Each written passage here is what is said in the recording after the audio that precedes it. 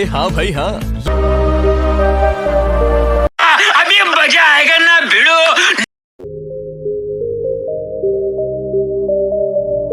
जब तक तोड़ेंगे नहीं तब तक छोड़ेंगे।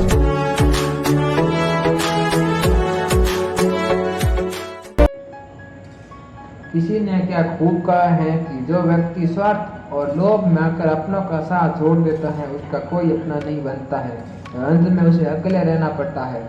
नमस्ते दोस्तों, मेरा नाम है JRP और आज मैं आपके लिए एक छोटी सी कहानी लेकर आया हूँ कि एक गांव था और उसमें एक भेड़ चराने वाला गडरिया रहता था। उसका स्वभाव लालची प्रवृत्ति का था। वह हमेशा यही सोचा करता था कि इस प्रकार वह गांव का सबसे अमीर आदमी बन पाए। उसके पास कुछ बकरियां थी और कुछ 2-3 भेड़ें थी और उनके बच्चे थे। एक दिन वह गडरिया गांव से दूर जंगल के पास वाली पहाड़ी पर बकरियां चराने जाता है और अच्छी घास ढूंढने के चक्कर में आज वह एक नए रास्ते पर निकल पड़ा और अभी तो कुछ दूर आगे बढ़ा नहीं था कि तभी अचानक तेज बारिश होने लगी और तूफानी हवाएं चलने लगी और अब गडरिया तूफान से बचने के लिए कोई सुरक्षित जगह खोजने लगा। तभी अचानक उसे कुछ ऊंचाई पर एक गुफा दिखाई दी और वो गडरिया बकरियों को वहीं बांधकर उस गुफा की ओर चल पड़ा। जैसे ही गडरिया उस गुफा की ओर पहुंचा तो गुफा में देखा तो उसकी आंखें फटी की फटी रह गई।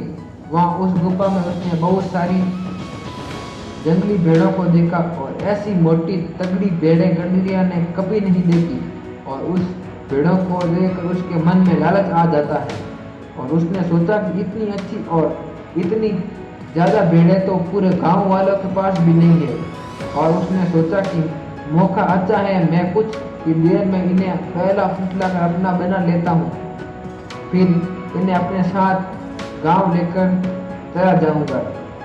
यही सोचते हुए वह पहाड़ी से वापस नीचे उतरा। बारिश में भीगती हुई अपनी दुबली पतली कमजोर बकरियों को देखकर उसने सोचा कि अब जब मेरे पास इतनी हट्टी कट्टी भेड़ें हैं तो इन दुबली पतली बकरियों का क्या काम। और उसने तुरंत बकरियों को खोल दिया और बारिश की परवाह किए बिना ही उसने उन भेड़ों के लिए रस्सी में एक बड़ा घास का गट्ठर बांध लिया और फिर वह उस घास के गट्ठर को लेकर एक बार फिर उस गुफा में पहुंचा और काफी देर बाद उन भेड़ों को अपने हाथ से हरी हरी घास खिलाता रहा और जब तूफान थम गया तो वह बाहर निकला।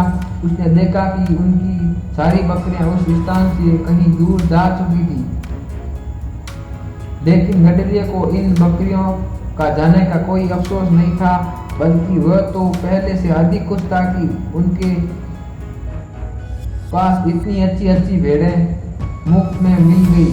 यही सोचते सोचते वे वापस गुफा की ओर मुड़ा, लेकिन वो क्या देखता है कि वो भेड़ें वहां से निकलकर दूसरी तरफ की ओर जाने लगी और वह तेजी से दौड़ा और उन्हें रोक कर अपने साथ ले जाना चाहता था, लेकिन भेड़ें बहुत अधिक थी।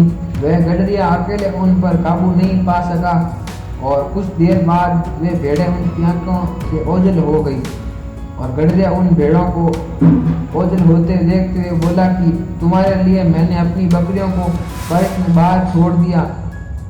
इतनी मेहनत के से घास खिलाई और तुम सब मुझे छोड़कर चली गई। सचमुच तुम कितने स्वार्थी हो। और गडरिया बदहवास सा होकर जमीन पर बैठ गया।